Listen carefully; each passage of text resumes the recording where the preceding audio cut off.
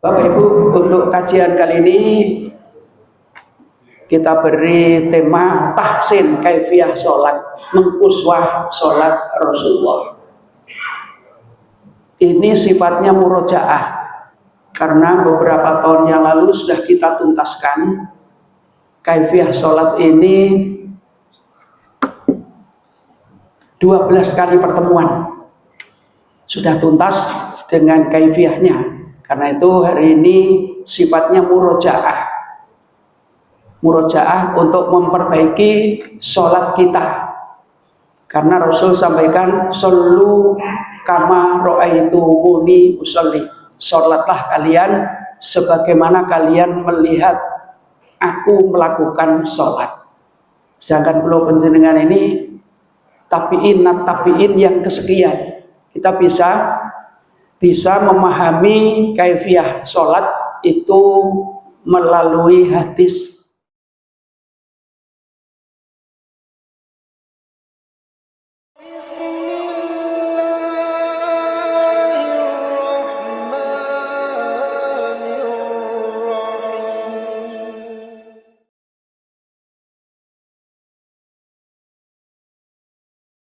Bismillahirrahmanirrahim. Assalamualaikum warahmatullahi wabarakatuh. Alhamdulillah. Alhamdulillah. Alladzi an'ama alaina bi ni'matil iman wal islam.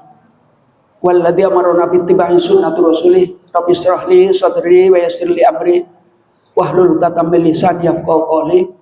Qala Allah Ta'ala fi kitabil karim, a'udzu billahi minasyaitonir rajim. Bismillahirrahmanirrahim. Aqimis sholata liduluki samsi ila ghasaqil laili wa qur'anal fajr. Inna qur'anal fajri kana mashhuda.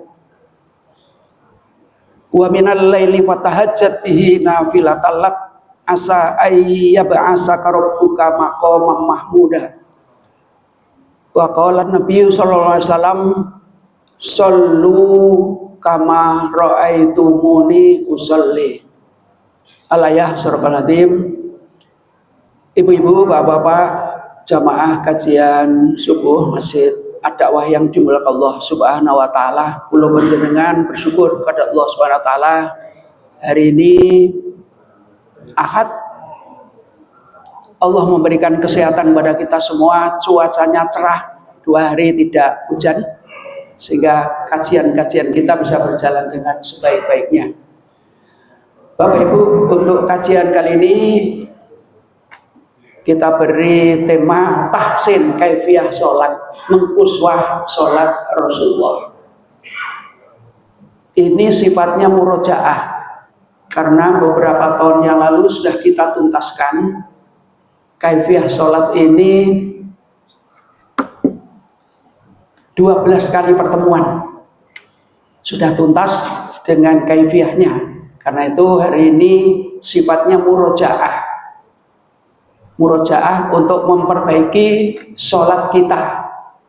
Karena Rasul sampaikan, "Shollu kama ra'aitumuni usolli." Sholatlah kalian sebagaimana kalian melihat aku melakukan sholat. Sedangkan pulau penjenengan ini tabiin yang kesekian. Kita bisa memahami kaifiyah sholat itu melalui hadis.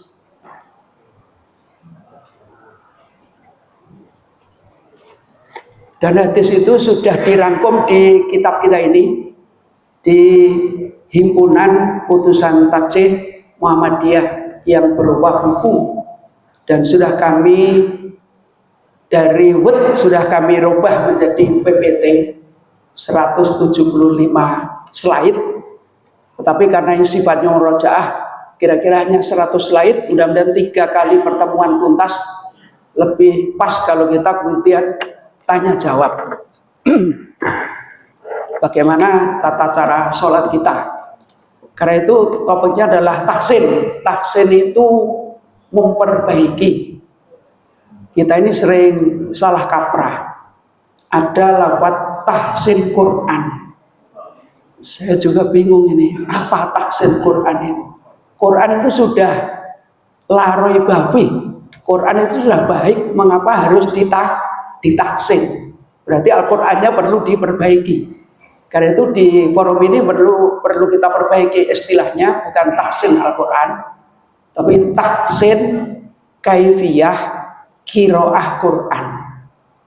Mentahsin tata cara membaca Al-Quran. Yang kita bidik 5 baca Al-Quran. Yang pertama adalah tartil. Tartil itu urut-urutan membacanya. Yang kedua tanghim. Tanghim itu intonasinya. Kalau mat itu berapa ketukan, panjangnya fathah dengan alif, panjangnya dhammah dengan wawu, panjangnya kasroh dengan ya, itu harus jelas. Kalau kemudian ada alif bengkoknya di atas berapa ketukan, itu yang kita tahsin.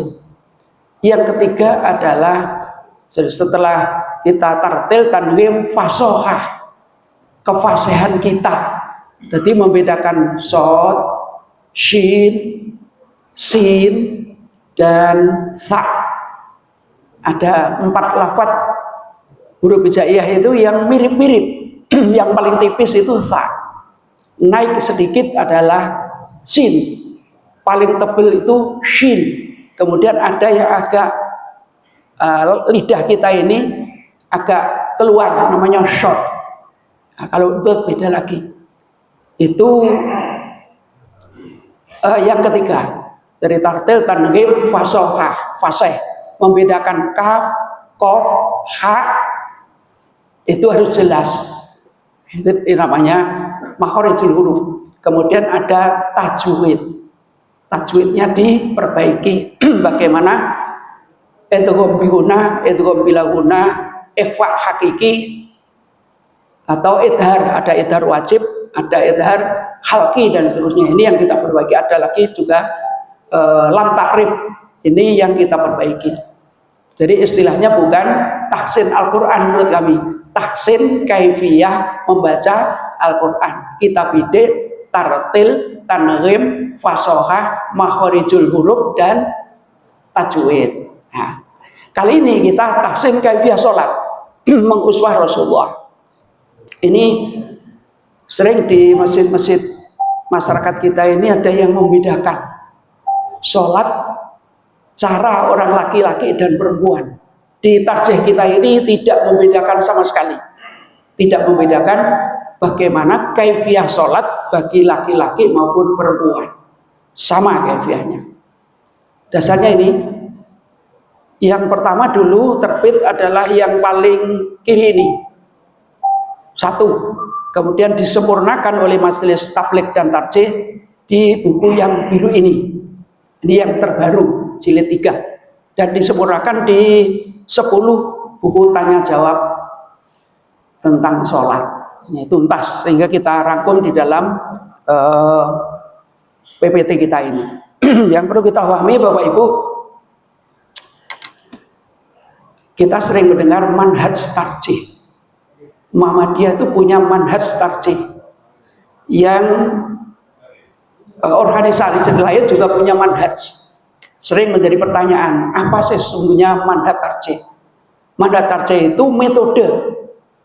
Sedangkan tarjih berarti penguatan.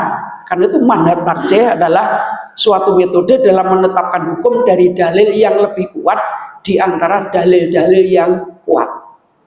Mengapa kita, insya Allah di mayoritas jamaah kita ini kalau baca iftitah menggunakan lafal Allahumma ba'id baini wa bainah.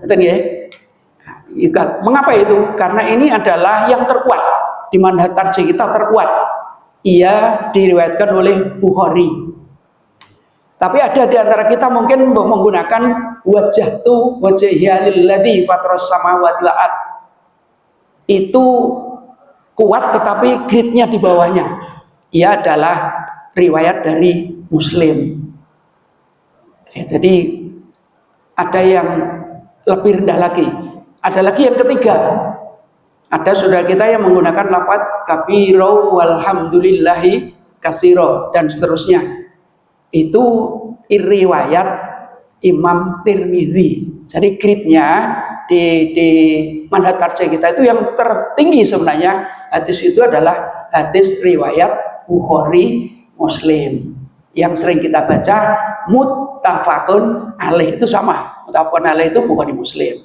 Grade di bawahnya adalah Bukhari, di bawahnya Muslim, di bawahnya Tirmidzi, di bawahnya Nasai, di bawahnya Abu Dawud. Yang terendah dari kutubus sitah itu adalah Ibnu Majah. Maka kalau kemudian ada dalil yang terkuat, maka Muhammadiyah mengambil dalil yang paling kuat. Tarjih secara teknis adalah proses analisis untuk menetapkan hukum dengan menetapkan dalil yang lebih kuat, rojih, lebih tepat di analog dan lebih kuat untuk kemaslahatan. Jadi ini manhaj tarjih kita itu ada 3 yang dibidik adalah bayani, burhani, dan irfani. Bayani ini tagnya itu bayani. Kemudian burhani itu adalah kontekstualnya. Sedangkan irfani itu zauknya, perasaannya. Nah, sekarang kita mulai dari toharoh. Sholat itu bisa tertib, bisa sah kalau wudunya, toharohnya baik. Maka kita mulai dari toharoh. Toharoh itu bersuci. Nah, untuk posisi kencing Islam itu mengatur bersuci dari kencing dan istibro. Istibro itu dehem. Jadi maka ketika ke kamar mandi pipis itu kita dehem. Agar apa? Air itu tuntas. Air itu tuntas. Baru kita berdiri. Nah, ini posisi yang paling ideal menurut Rasulullah. Kalau kencing itu duduk. Tapi mayoritas kita 99,9% berdiri ya. Idealnya duduk seperti ini. Posisi kencing itu duduk. Maka di Arab Saudi rata-rata kalau kencing kita duduk. Karena di sana rata-rata klosetnya langsung terbuka. Diberi pancuran kecil. Kita duduk, kemudian nanti kita tes. Hati-hati, terlalu panas kadang-kadang ces. Ini ke kubul kita menjadi panas. Hati-hati. Maka di sana rata-rata klosetnya kan langsung lebar bolong gitu ya. Bolong. Kalau kita bawa jam hati-hati, belum hilang sudah. Tidak bisa diambil. Ini posisi kencing. Idealnya begini. Tapi kalau yang tidak boleh ini, jangan begini. Ini tidak pas menurut ajaran agama kita. Apalagi yang begini. Ini kacau ini. Ya sudah. Ini najis rame-rame ini. Hanya kipat-kipit, nggak ada istinjaknya. Iya. Apalagi gini, lagi apa nih? Iya, lagi goes, kemudian kepingin kencing di pinggir jalan, sudah tengok kanan kiri aman, serut, kipat-kipit, tidak ada embun ya sudah, ya daun pun jadi gitu. Hati-hati. Nah, wudu itu dasarnya ini. Dan ini di surat Al-Maidah surat 5 ayat ke-6. A'udzubillahi minasyaitonir rajim. Bismillahirrahmanirrahim. Ya ayyuhalladzina amanu idza qumtum ilas shalah faghsilu wujuhakum wa aydiyakum ilal marafiq wamsahu bi ru'usikum wa arjulakum ilal ka'bayn. Panjang ini. Intinya dari ayat ini ketika wudhu itu hanya 4 hal. Hanya 4 yang harus kita toharoi. Karena surahnya jelas, wahai orang-orang yang beriman, apabila kamu mau melaksanakan sholat, faghsilu wujuhakum, basuh, ghusala itu membasuh, basuhlah wajahmu. Wajah itu ya mulai dari tumbuhnya rambut sampai dagu ini. Ya ini kira-kira telinga wajah kita. Kalau budak seperti saya ini ya sampai sebudaknya ini ya, kira-kira begitu. Yang kedua, wa itiyakum. kedua tanganmu ilal marofik, sampai siku-siku. Jadi yang pertama membasuh muka, kemudian yang kedua membasuh kedua tangan kita sampai siku-siku, yang ketiga wamsahu, tidak ghosalah tapi masaha. Ghosalah itu membasuh, masaha itu mengusap, ada air diusap, itu masaha. Wamsahu birusikum, dan usaplah kepalamu. Berikutnya warjulakum, wanya ini tidak kembali kepada wamsahu tapi kembali kepada waksilu. Jangan dimaknai warjulakum wawu atofnya ini kembali kepada wamsahu. Tidak. Kalau begitu nanti kaki kita cukup diusap. Nah, yang benar ghosalah. Kita basuh. Warjulakum ilal ka'bain, dan kakimu sampai mata kaki.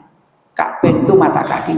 Jadi hanya 4. Tapi kemudian Rasul menambahkan di hadis ada basuh telinga, kemudian ada istinsar, menghirup air di hidung, kemudian istighfar dan seterusnya, berkumur. Kemudian menyela-nyela jari tangan dan jari kaki. Ini. Karena itu hanya 4 aslinya, hanya 4 ini. Nah, kemudian untuk melengkapi itu Rasul menyarankan 3 kali, salah samarot, masing-masing 3 kali. Yuqaddimul yumna alal yusra, mendahulukan yang kanan daripada yang kiri.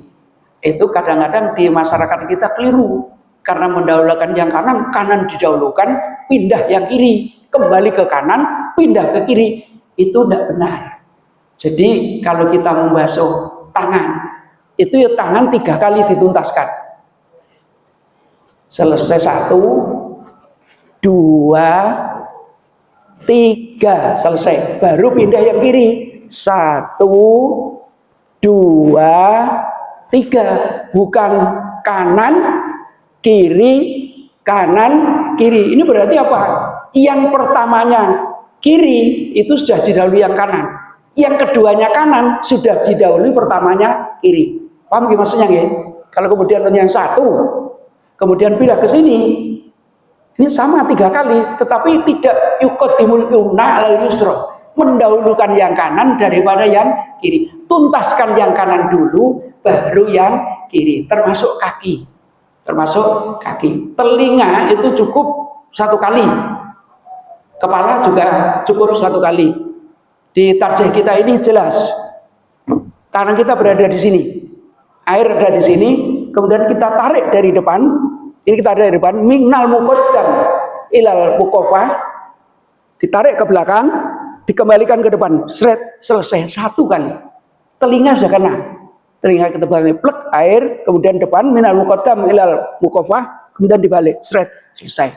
Bukan pluk, plik, iwil, ada nggak? Jadi setelah ini pluk gitu, hanya tutup gini, kemudian ini ditutup. 2, 3, ya sama dengan tadi, mengulang depan, belakang, dan seterusnya. Jadi cukup 1 kali telinga kita itu, cukup 1 kali. Kemudian tertib, jangan dibolak-balik, kaki dulu, baru tangan. Ini dulu balik-balik. Dari sini ada yang perlu ditanyakan, biar tuntas kalian satu persatu, mungkin perlu diislah. Monggo. Cukup untuk wudhu. Aslinya hanya 4. Kalau panjenengan aku papat wae, ya tidak apa-apa, ya sah. Tetapi Rasul mensunatkan yang lain, berkumur, memasukkan air di hidung. Karena kata Rasul, kalau wudhu itu sebaiknya air juga dimasukkan di hidung.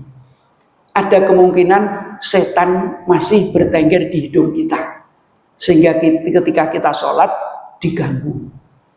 Maka yang ideal berkumur itu kan gini air. Iya. Kemudian mulut kita masukkan sekalian apa? Sekalian hidung kita masuk. Nah, ini sekalian nyedot air keluar. Tapi hati-hati kalau tidak biasa tersendak. tersendat, maka hati-hati. Kalau terbiasa, saya kira tidak apa-apa, karena Rasul menyampaikan seperti itu. Tinggi. Orang yang beriman, apabila kamu tidak mengerjakan sholat, maka basuhlah mukamu dan tanganmu sampai dengan siku, dan sapulah, diusap kepalamu dan basuh kakinya, dibasuh ya, basuh kakimu sampai dengan kedua mata kaki. Ini cara ambil air wudhu.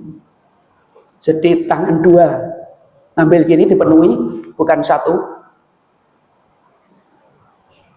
Kemudian di ukhallilu asobe'an.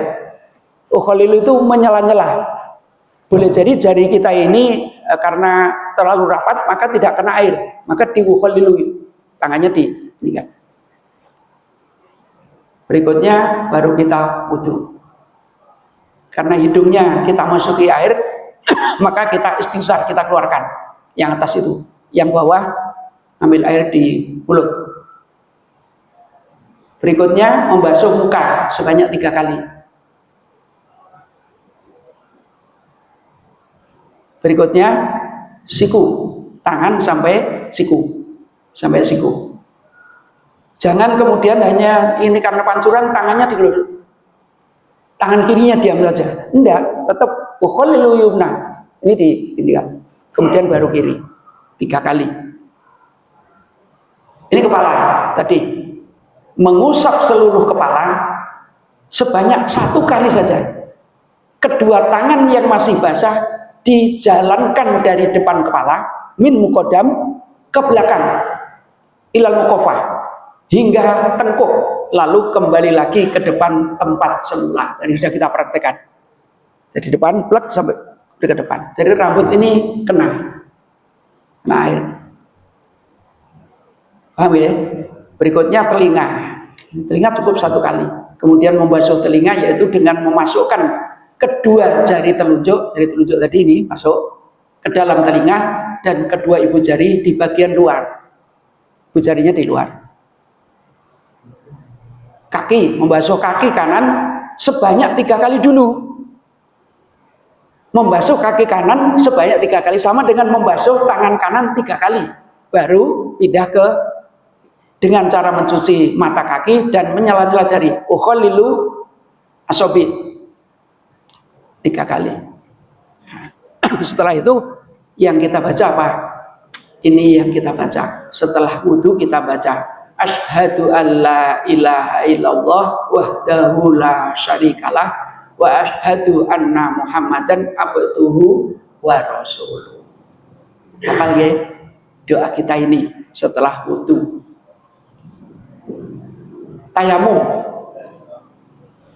Kalau kemudian kita sakit, uzur syar'i tidak memungkinkan untuk wudhu, dingin sekali, kalau kena air malah mendidih.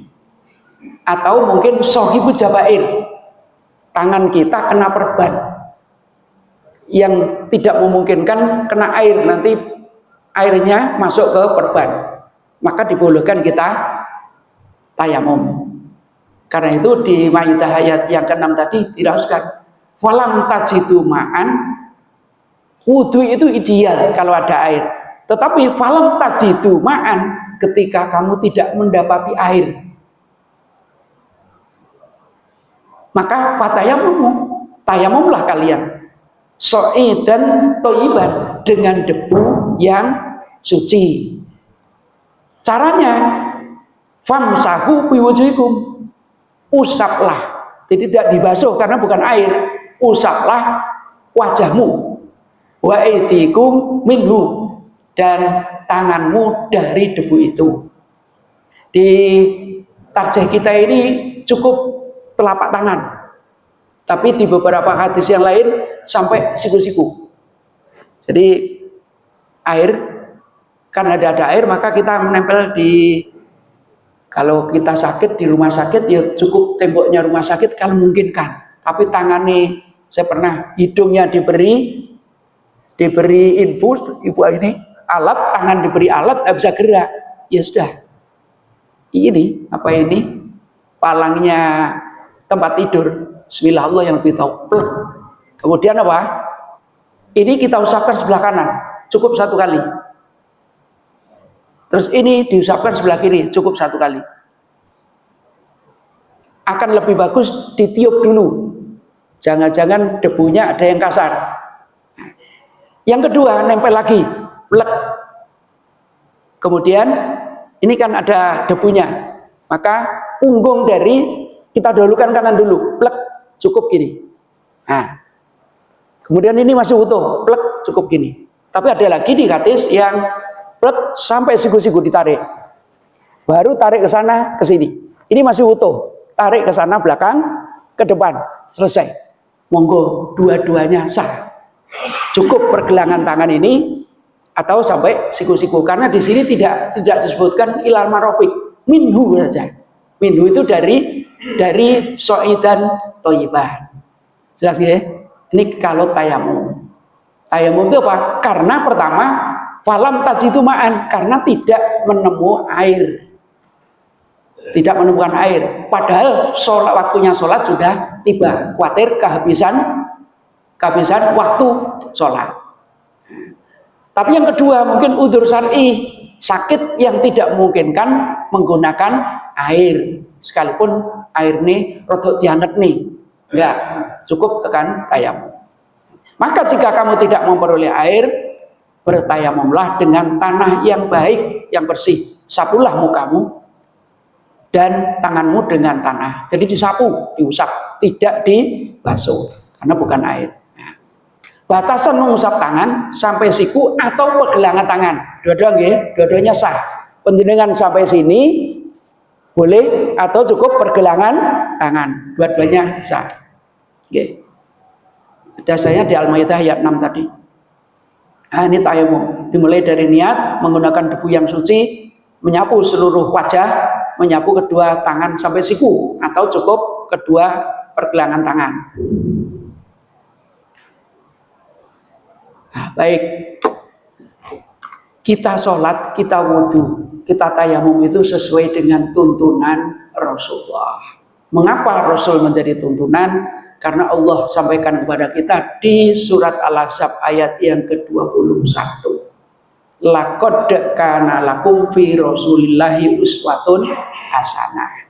Sungguh ada lakum bagi kalian fi Rasulillahi, di dalam diri Rasul, uswatun hasanah. Sungguh ada uswatun hasanah, itu bisa dilompat. Laqad kana lakum uswatun hasanah. Sungguh ada bagi kalian itu uswatun hasanah, teladan yang bagus. Di mana? Fi Rasulillah, di dalam pribadi Rasulullah. Bagi siapa? Liman kana yarjullah, bagi siapa saja yang berharap ketemu Allah Subhanahu wa taala, berharap mendapatkan ridho dari Allah Subhanahu wa taala, wal yaumal akhir, dan mendapatkan ridho di yaumul akhir. Kemudian ia wadakarallah katsira, ia senantiasa mengingat Allah banyak-banyak. Artinya sungguhnya telah ada pada diri Rasulullah itu suri teladan yang baik, yaitu bagi orang yang mengharap nikmat Allah dan kedatangan hari kiamat, dan dia menyebut asma Allah bisa dengan asmaul husna dan seterusnya.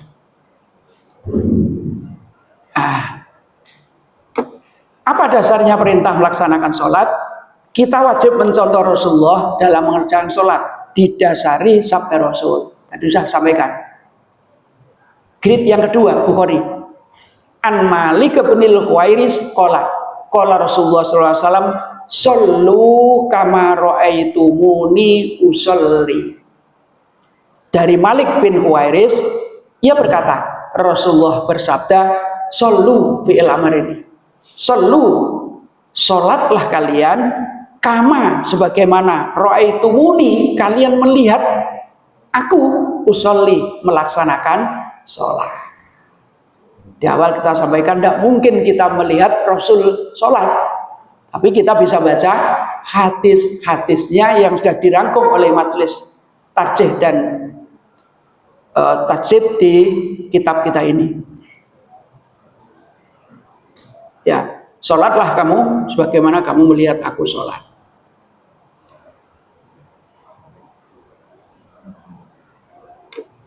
Caranya seperti ini. Ini artinya sudah ada agak panjang aja. Saya punya penyakit. Ada seorang yang punya penyakit wazir. Apa wazir itu? Ya, abayin. Ada yang bertanya. Dari Imran bin Husain radhiyallahu, ia berkata, saya punya penyakit wazir. Lalu saya bertanya kepada Nabi SAW tentang sholat. Lalu beliau menjawab, sholatlah engkau berdiri. Jika tidak bisa berdiri, maka sholatlah dengan duduk. Jika tidak bisa sholat dengan duduk, maka berbaring di atas lampu. Berdirinya mungkin bisa, tapi ketika si Imran ini duduk kesulitan wazirnya, maka Rasul jawab, sudahlah, sholat sambil berbaring. Jadi kiaman wa qu'udan wa ala junubihim, berdiri atau duduk atau wa ala junubihim, janbun itu adalah punggung, berbaring. Jelas ya? Jadi Rasul tidak memberatkan pada umatnya. Nek iso ambek ngadeg, idealnya berdiri tegak. Kalau tidak bisa dengan berdiri, dengan duduk. Ini jamaah kita ada yang di atas 70, kita siapkan kursi. Mungkin nanti ditambahi Pak Takmir ya. Kalau ada yang lebih 10 lagi, kita siapkan. Itu bagian dari layanan kita. Di tanggal 13 sampai 15 kemarin saya posisi di Banjarmasin, di Masjid Al-Jihad, itu masjidnya besar, PDM besar, dan jamaahnya ribuan, jamaah ribuan di kota Banjarmasin. Yang paling membuat kita agak ternyuh itu, setiap kami sholat di masjid itu mesti kita mensolati jenazah. Seperti ketika kita di Madinah atau di Mekah. Jadi sudah rasa Mekah dan Madinah, kota Banjarmasin itu, di Masjid Muhammadiyah kita itu. Jadi setiap kali kami sholat, duhur, asar, maghrib, isya, subuh di situ, mesti kita setelah sholat diajak untuk mensolati jenazah. Dan di sana disiapkan ambulan cukup, punya 5 ambulan, dan dia beli tanah puluhan hektar, diperuntukkan khusus warga Muhammadiyah dan umum mereka yang mau ikut. Jadi ketika meninggal langsung ngepil ke takmir, takmir bersikap timnya untuk mudinnya, kemudian berangkat ke tempat jenazah, dijemput, dibawa ke Masjid Al-Jihad, dimandikan di sana,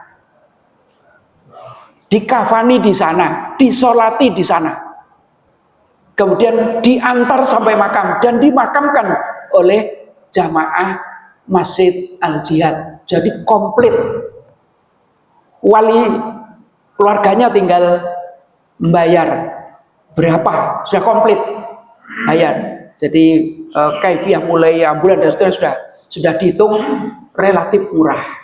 Tinggal minta dimakamkan di mana, disebutkan. Ada 6 atau 7 tempat makam yang sudah disiapkan oleh masjid yang terdekat.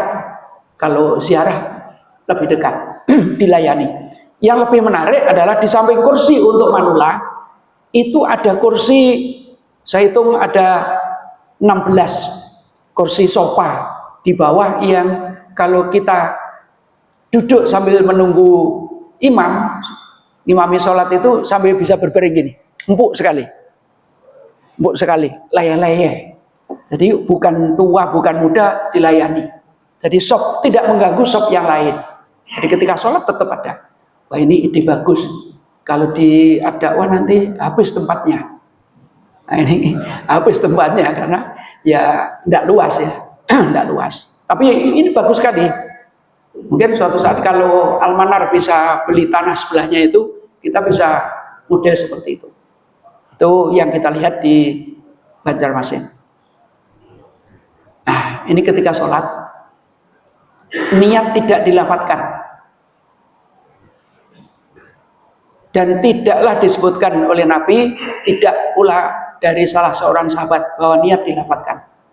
Kalau kemudian kita sholat di masjid saudara-saudara kita kemudian pentingan dengar usul banter itu, monggo, nggak apa-apa, nggak apa-apa. Ada usul di Batuakan setiap Kamis sore di masjid kita itu kan mesti ada sholat itu, ada latihan sholat anak muda-muda itu masuk speaker dan kita semua dengar sholli fardu tuhri rakaataini makmuman dan seterusnya. Niat, jadi niat tidak diucapkan untuk berdiri gini. Nah, kemudian tangannya diangkat sejajar dengan telinga. Sejajar dengan telinga. Ini tidak dari menghadap kiblat. Menghadap kiblat. Sesuai dengan kondisi kita. Sesuai kondisi kita. Hadis ini menunjukkan bahwa mengangkat kedua tangan dilakukan dengan ibu jari sejajar dengan kedua telinga, kemudian bertakbir. Nah, dasarnya ini Tirmidzi. Dasarnya ini. Dari Abu Hurairah bahwa beliau berkata, adalah Rasulullah jika bertakbir untuk sholat membuka jari-jarinya. Jadi tidak ngepel gini.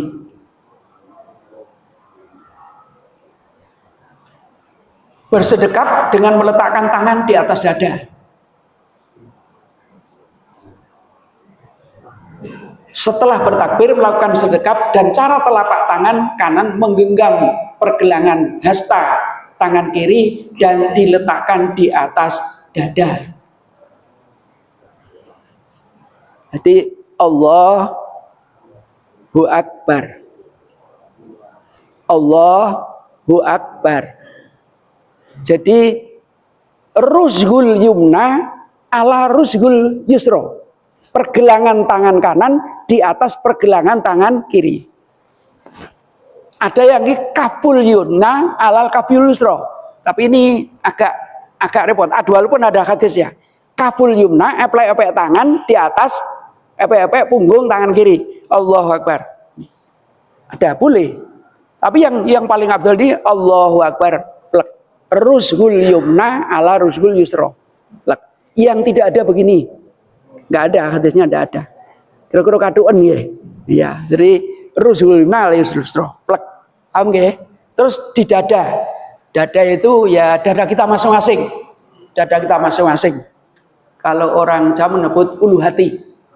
Di depan legian dada kita itu. Berikutnya, ini hadis yang menerangkan bagaimana kita bersedekap. Ini Imam Bukhari dan Ahmad. Artinya aja ya. Dari Sahal bin Sa'id bahwa ia berkata, adalah orang-orang diperintahkan agar masing-masing meletakkan tangan kanan di atas hasta tangan kiri dalam sholat. Hadis Bukhari dan Ahmad. Ini cara bersedekapnya. Jadi tidak usah terlalu tinggi, tidak usah terlalu bawah. Nah, cara bersedekap dengan meletakkan pergelangan tangan di atas punggung pergelangan tangan kiri, keduanya diletakkan di dada. Nek kula panjenengan di Mekah, di Madinah itu aneh-aneh. Aneh-aneh ya. Ada yang Allahu Akbar diputer.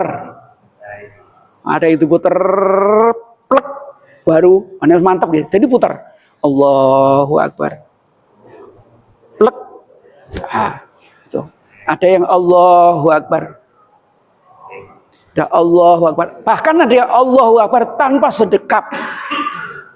Ya. Nggak usah ditiru. Kita punya manhaj sendiri. Hadisnya jelas.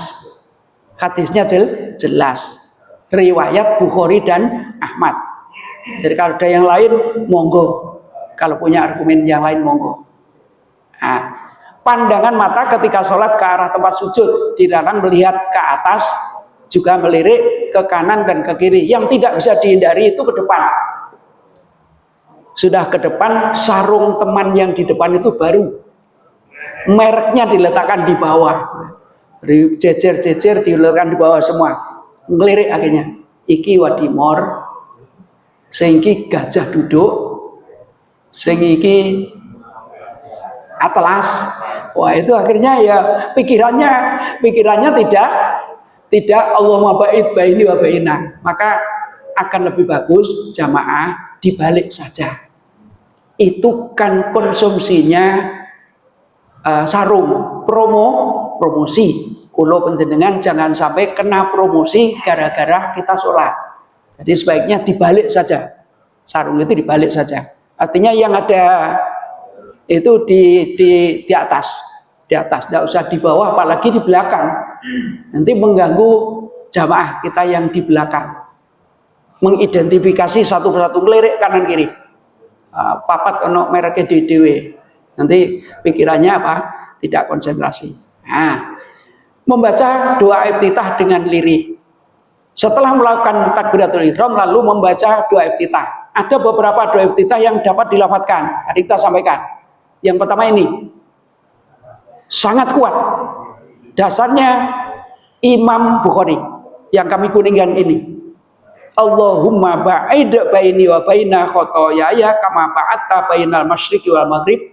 Allahumma nakkini minal khotoya kama yunaqqas thawbul abyadu minad danas. Allahumma ghsil khotoyaya bil ma'i wassalji wal. Ini hadis Imam Bukhari. Yang kedua, ini artinya ya, saya kira tidak perlu. Nah, yang kedua, kalau kita menggunakan wajjahtu wajhiya lilladzi fatarus samawati wal ardi hanifan wa ma ana minal musyrikin inna sholati wa nusuki wa mahyaya wa mamati lillahi rabbil alamin la syarika lahu wa bidzalika umirtu wa ana minal muslimin. Sah, dasarnya muslim. Grid yang keempat. Ketiga dari Bukhari Muslim, Bukhari kemudian Muslim. Ini kalau penjenengan pakai ini monggo. Atau kita pakai yang ketiga. Karena ini taksin, ini yang ketiga.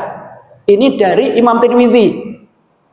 Begitu Allahu Akbar kabira walhamdulillahi katsira subhanallahi bukrata wa asilah dan seterusnya. Sah. Karena Rasul juga pernah melakukan. Tapi ini grid ketiga. Perawinya Imam Tirmidzi. Nggak usah ilo-iloan kabeh ono dasari. Tapi ini kita bukan Bukhari karena memang di manhaj kita tertinggi Bukhari. Pendidikan bukan Muslim, fal yatafadhal, monggo. Pendidikan pakai kabiro, monggo. Gak apa-apa. Ada yang ditanyakan dari iftitah? Cukup nggih? Nggih, monggo. Nggih, monggo.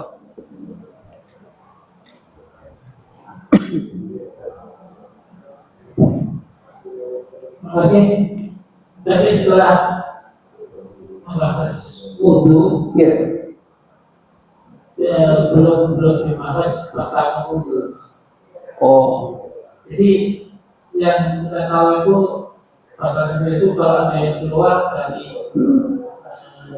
mengalami Kubul dan dubur ya.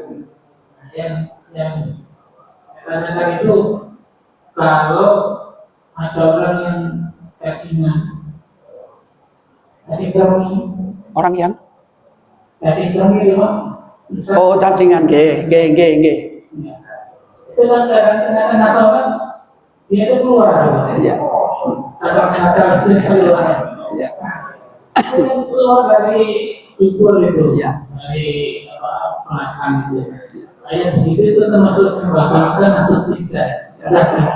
Baik, ini pertanyaannya super ini ya. Iya. Jadi ya tadi kita belum sampaikan yang membatalkan wudhu. Yang membatalkan wudhu itu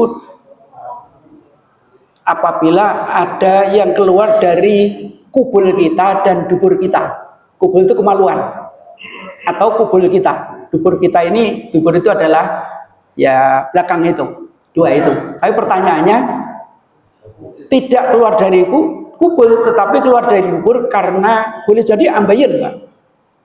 Boleh jadi ambayin wazir tadi. Ketika belum sholat, maka apa itu darahnya tidak keluar. Tapi ketika sholat ternyata dipakai sujud, darahnya keluar. Bagaimana? Insya Allah tidak membatalkan sholat. Kalau kemudian itu batal, keluar wudhu lagi, sholat lagi, oh namanya penyakit, bisa saja keluar lagi. termasuk apa ini? Cacingan. Data yang belakang masuk iya waktu nih sholat cacingin itu boleh jadi karena cacing itu hidup. Ketika kita sujud ini kan terbuka ya. Ketika sujud, mohon maaf, dubur kita terbuka sehingga cacing itu kludik-kludik keluar. Kludik-kludik keluar. Apakah ia membatalkan? Boleh jadi itu. Boleh jadi anak-anak kita kan begitu. Itu keluar kludik-kludik. Apakah membatalkan? Insya Allah tidak termasuk yang membatalkan. Yang membatalkan itu ketika penjenengan kemudian ngerogoh. Apa itu kludik-kludik sudah batal karena dubur disentuh. Di antara kan menyentuh kubul dan dubur. Ya sudah, ya biasa saja. Tapi kalau penjenengan ragu-ragu, ya ke belakang dibatalkan. Tapi insya Allah kalau penjenengan yakin, sudahlah, kira-kira itu setan. Tidak cacingan saja, jujur, tidak cacingan saja. Kalau penjenengan sering digoda oleh setan, koyoke kepentut cili, pernah ya? Koyok pelendut sudah yakinlah. Itu ada riwayat bahwa ini setan ngogrok-ogrok silit. Iya. Jadi ya kadang-kadang kita dibuat seperti itu. Maka yakin saja udah enggak, saya enggak kentut. Enggak kentut. Kalau iya kita tahajud tuh sering gitu. Tahajud enak-enak itu koyok peleduk-peleduk. Kok kudu meneh ping pira le? 11 rakaat wudunya ping 4 ping 5 nanti. Sudah yakin bahwa wudu kami tetap masih sah, salat kami masih sah. Kecuali kalau memang bunyi, apalagi bau ya sudah jelas keluar dari tubuh. Tapi kalau enggak, jujur di antara kita sering digoda setan seakan-akan ada luduk-luduk di salat aja. Itu berarti setan menggoda kita. Setan menggoda kita. Betul ya? Ada lagi? Cekap ya? Baik, kita lanjutkan untuk ta'awudz. Setelah kita baca iftitah, monggo panjenengan pakai wajah tu, pakai kabirau, panjenengan pakai Allahumma ba'id, tiga-tiganya punya dasar masing-masing. Kemudian kita baca ta'awudz. A'udzubillahi minasyaitonir rajim. Ini dasarnya di An-Nahl ayat 98. Jangan cek nanti. Yang kedua, Rasul pernah membaca A'udzubillahi samil alim minasyaitonir rajim. Ini surat Fussilat ayat 36. Atau penjenengan pakai yang panjang ini. A'udzubillahi samil alim minasyaitonir rajim min hamazati wa nafthihi wa nafsihi. Ini hadis riwayat Tirmidzi. Rata-rata kulo penjenengan baca apa? A'udzubillahi minasyaitonir rajim. Sah. Dari An-Nahl ayat 98. Nah, penjenengan ingin coba yang ketiga panjang, tidak apa-apa. Hadis. Tapi insya Allah grade-nya lebih tinggi yang 1 dan 2 daripada yang 3 karena hadis. Ya.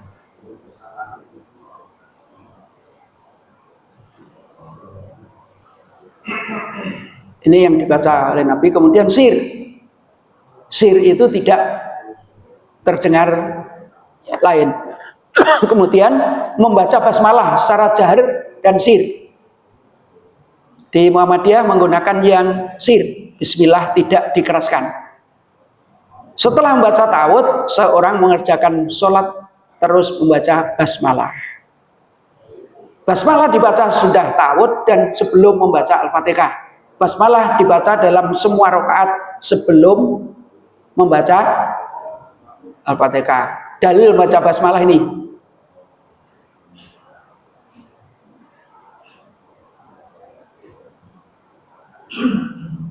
Panjang sekali. Ini dari Imam Muslim dan Nasai dan Ahmad. Ini ketika kita baca bismillah dengan sir. Ini juga ada ini juga sama. Kemudian membaca surat Al-Fatihah. Ini ada saudara kita agak aneh. Tapi di luar sholat.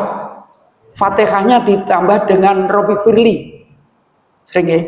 Berarti Al-Fatihah berapa ayat itu? Kalau ditambah Robbi Firli. Gitu sering tuh.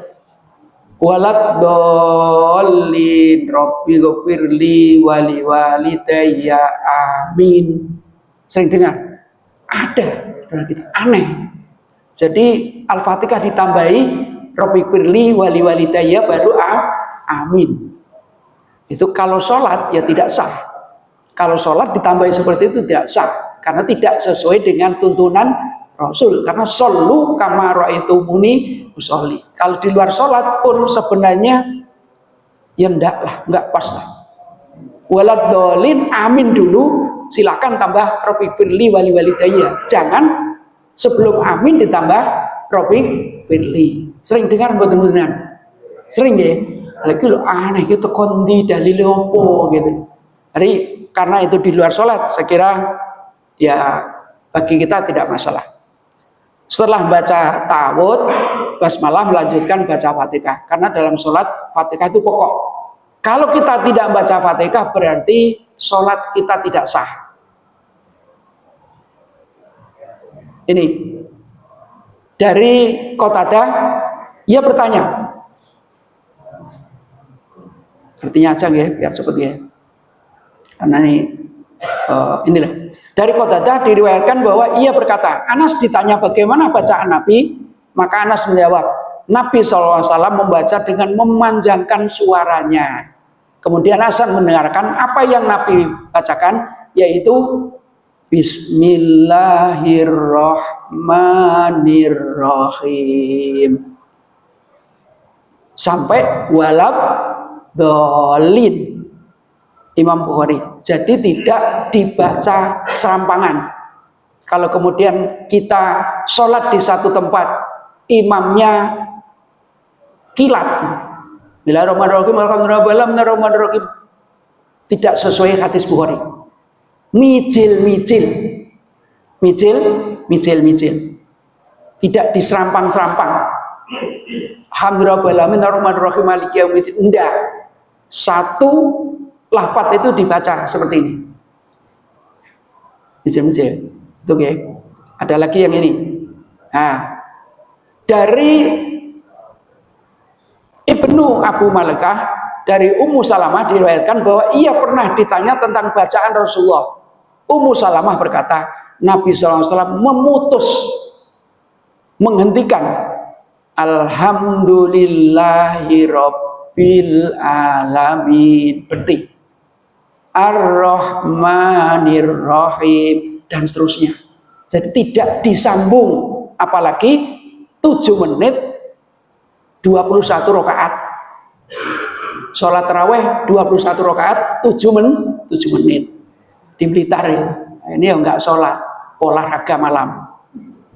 Nah, gimana bacanya? Wong kita harus micil-micil loh. Bismillah aja dibaca tartil loh, dengan baik. Ini dari Rasulullah. Jadi kalau ada orang seperti itu berarti perlu dipertanyakan memahami hadis Rasulullah. Tidak sambung ya. Ini berdasarkan riwayat ini dijelaskan bahwa sholat Nabi SAW membaca Al-Fatihah dan lainnya dengan menggerakkan lisannya. Kalau ini maksudnya adalah sholat yang sir. Sholat yang sir. Kita agak sholat duhur, asar. Atau sholat maghrib tetapi rakaat yang ketiga. Rakaat yang ketiga kita kan tidak dijaharkan Fatihahnya. Tapi Rasul tetap membaca Fatihah. Apa dasarnya? Ternyata jenggot Rasul dan bibir Rasul bergerak-gerak membaca Fatihah. Dan ada hadis tidak dinamakan sholat kalau di dalamnya tidak ada membaca Fatihah. La sholata liman la fatihatalah. Tidak dianggap sholat kalau ia di dalam sholat itu tidak membaca Fatihah. Ini dari Ubadah bin Somit, sesungguhnya Rasulullah SAW qala la sholata liman lam yaqra bi Fatihatil kitab. Kalau diartikan sini, tidak sah sholat orang yang tidak membaca pembukaan atau Fatihah. Yang menjadi pertanyaan, apakah makmum itu ketika sholat berjamaah itu ikut membaca Fatihah atau tidak? Di tarjih kita ini ada dua. Di tarjih kita ada dua. Yang pertama, tidak perlu membaca Fatihah. Cukup mendengarkan bacaan imam. Tidak tidak perlu membaca Fatihah, cukup mendengarkan bacaan imam secara tartil. Imame lali, kita yang di belakang bisa mengingatkan. Itu dasarnya Al-Quran. Nanti akan kita jelaskan.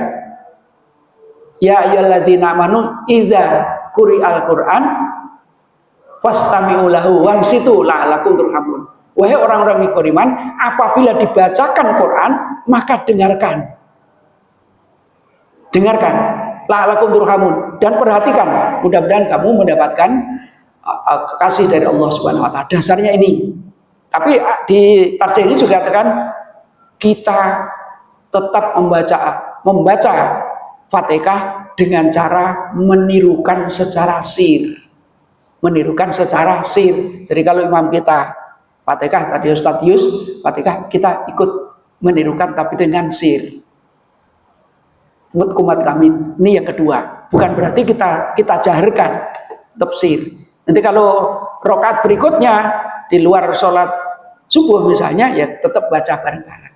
Dua nggih, panjenengan tetap mendengarkan saja tanpa kumat-kumit, boleh, dasarnya Al-Quran tadi. Yang kedua, tetap mengikuti, karena berdasar pada apa? La sholat liman la fatikalah. Tidak dimakan sholat kalau tidak baca Fatihah. Maka ikuti bacaan imam tapi dengan sir, sedangkan imam kita dengan jahar. Cukup ya? Cukup. Ada yang ditanyakan? Baru saya Fatihah. Nih, monggo.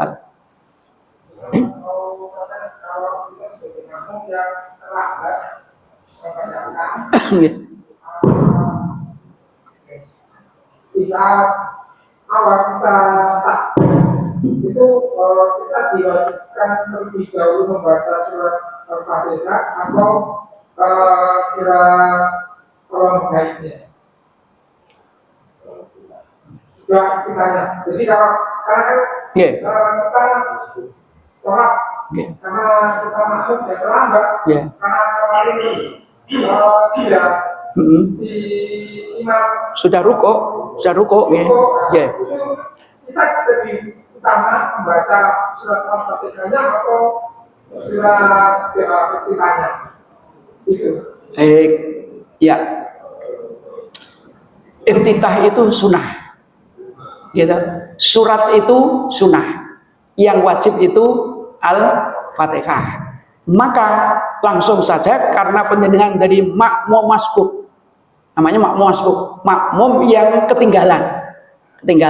Ketinggalan itu bisa ketinggalan 1 rakaat, ketinggalan 2 rakaat, atau 3 rakaat. Kalau sholat isya ketinggalan 3. Kalau sholat subuh ketinggalan 1. Maghrib boleh jadi ketinggalan 2. Bagaimana? Kami datang, imam sudah baca surat, sudah mau ruko, pendengaran Allahu Akbar, ya baca aja Fatihah dalam hati. Nah, ketika imam ruko, ya ikuti ruko, karena penjenengan masih dianggap 1 rakaat, masih bisa nutut membaca Fatihah. Karena itu kita dahulukan yang wajib. Ya, jadi saya ulangi, iftitah itu sunnah. Kemudian membaca surat dalam Al-Quran itu sunnah. Yang wajib itu Fatihah. Maka kita baca Fatihah. Tapi kalau penjenengan ragu, kulo Fatihah gak genep ya, sampai Bismillahirrahmanirrahim, Alhamdulillahirrahmanirrahim, imam sudah ruku, sudah ikut ruku saja. Nanti kalau sudah salam, kita tambah 1 rakaat sehingga disempurnakan Fatihah penjenengan. Tapi kalau penjenengan yakin, sudahlah, saya sudah baca Fatihah walaupun belum kamil, belum sempurna. Allah Maha tahu. Keterlambatan penjenengan tidak ada unsur kesengajaan. Jangan terus enak sesuatu aku sholat terlambat aja, Fatihah sepotong. Enggak. Karena ini udzur syar'i. Ngerti nggih? Nek penjenengan ragu-ragu ditambah 1 rakaat setelah imam salam. Tapi penjenengan ya teruskan ikut salam. Karena itu hadisnya jelas. Dakma yaribuka ila ma la yaribuka. Kerjakan sesuatu yang kamu tidak ragu-ragu dan tinggalkan ketika kamu ragu. Penjenengan pas yakin saya sudah membaca Fatihah, saya salam, sah. Tapi benar ragu-ragu, ya ditambah 1 rakaat. Allah lebih tahu. Ngerti nggih? Nggih. Cekap Bapak Ibu? Oh, cekap nggih. Alhamdulillah. Nggih. Ada tambahan nggih monggo. Yang itu tadi baca Fatihah Nggih. di dalam itu. Kalau saya tidak salah itu ada hadisnya meskipun tidak sempat baca Fatihah yang bisa ikut rukuk Nggih. itu sudah Iya, iya, benar. Ada, pokoknya kamu bisa ikut ruko, komplit sujud itu. Tapi yang saya kembalikan kan penjenengan ragu-ragu atau tidak. Dapat Fatihah separuh saja kalau sudah mantap, tidak ragu-ragu, ya sudah ikut salam. Tapi kalau penjenengan ragu-ragu, ya ditambah 1 rakaat agar Fatihahnya komplit. Ada riwayat hadis itu. Selama Anda bisa rukuk pertama pada rakaat pertama maka sah sholat. Tapi kalau sudah sujud berarti kan sudah tidak ikut rukuk. Nanti nggih? Sekap? Nggih. Nggih. Nggih.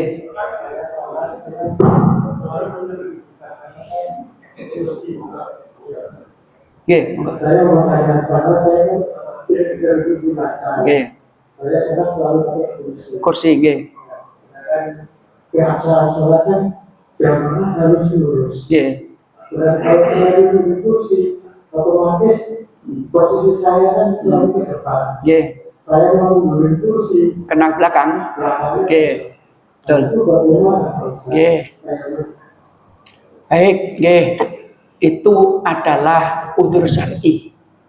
Tadi kan disebutkan kiaman wa qu'udan wa ala junubihim. Beliau mau posisi yang kedua, qu'udan dengan duduk. Lah duduk itu ada kursinya. Kursi itu memakan tempat. Karena beliau kalau sawu sufakum, luruskan barisanmu, sopmu, itu bagi yang sehat walafiat. Bagi jamaah yang memang bisa merapatkan. Tapi kalau penjenengan oleh Allah sudah diberikan udzur syar'i, Allah Maha tahu kursi sesuai dengan ini, karena penjenengan tarik ke belakang bentuk wajahnya jamaah yang belakang. Penjenengan tarik agak ke depan. Mengapa? Karena penjenengan kalau memang bisa berdiri kan berdiri ya. Waktu ini penjenengan berdiri, biasa kan? Tapi ketika rukuk masih bisa rukuk. Tapi ketika duduk penjenengan terus duduk. Ya, ini tidak usah disyarat, Pak. Sesuai tempatnya, akhirnya yang belakang tidak kebentuk. Maka lebih baik penjenengan tarik ke depan. Paham nggih? Lebih baik ditarik ke depan sehingga tidak mengganggu sop di belakangnya. Karena penjenengan tarik ke belakang, sop di belakangnya 01 jamaah nanti. Aku gak wani tempat itu kebentuk kursi, mergo terlalu belakang. Maka tarik ke depan karena penjenengan tidak pakai sujud. Gitu. Nggih. Ngoten nggih? Jadi Allah Maha tahu. Ya, bahkan kalau tidak mungkin kan dengan tidur pun tidak apa-apa. Tapi kursi disiapkan. Maka tadi nanti takmir yang nambah kursi mungkin diantara bapak kita, jamaah kita ada yang manula, itu bagian dari layanan kita. Betul ya? Jadi ditarik ke depan mohon Pak, biar tidak mengganggu yang belakang. Toh tidak dipakai sujud sehingga yang belakang cukup. Wah ini menarik. Nanti mungkin bulan depan akan kita lanjutkan ya, tuntaskan. Bahkan mungkin ada yang penjenengan melihat saudara kita ini kok kalau sholat kok subuh kok duduknya iftiros. Nanti kita jelaskan sejelas-jelasnya di sini, jelas-jelasnya. Rasulullah sampaikan, Rasulullah SAW ketika duduk mau mengakhiri sholat, baik yang 1 rakaat, 2 rakaat, 3 rakaat, 4 rakaat, duduknya tawaruk. Rasul tidak pernah duduk iftiros. Paham ya? Tapi nanti dalilnya kita tunjukkan. Rasulullah tidak pernah duduk iftiros untuk mengakhiri sholat. Ketika tasahudnya tasahud akhir, berarti beliau hanya duduk tawaruk. Baik witir 1 rakaat, 2 rakaat subuh, atau 3 sampai 4 rakaat. Dasarnya ini. Kalau ada saudara kita yang duduknya dengan itu, asal punya dasar monggo. Nanti sampaikan majelis tabligh dan tarjih biar dirubah ini. Kalau dasarnya lebih kuat menurut manhaj tarjih. Kalau tidak, kalau urutannya hanya Tirmidzi, Nasai dan kita menggunakan Bukhari, tarjih tidak mau menggunakan itu. Karena kena rojih dan marjuh. Kalau sudah rojih terkuat ini yang pakai tawaruk, maka itu dimarjuh, tidak dipakai. Karena grade dari hadis itu kita pakai yang paling tinggi derajatnya. Terus sementara itu nih Pak, ternyata menarik. Mudah-mudahan bulan depan kita buka seluas-luasnya. Kami bisa menjawab dasarnya dari hadis Rasulullah. Kita buka dan ini adalah bagian dari kita. Mudah-mudahan sholat kita semakin hari kita perbaiki, karena sholat ini adalah yang pertama dihisab oleh Allah Subhanahu wa Ta'ala di yaumul muhasabah. Monggo sholatnya diperbaiki. Kalau sholatnya sudah bagus, kaifiahnya, kiroahnya sudah bagus, fa insya Allah akan berimplikasi positif terhadap perilaku dan perbuatan kita. Kirang langkung kunjung pangkuten nasunallahu fatul qarib wa basyiril mukminin. Assalamualaikum warahmatullahi wabarakatuh.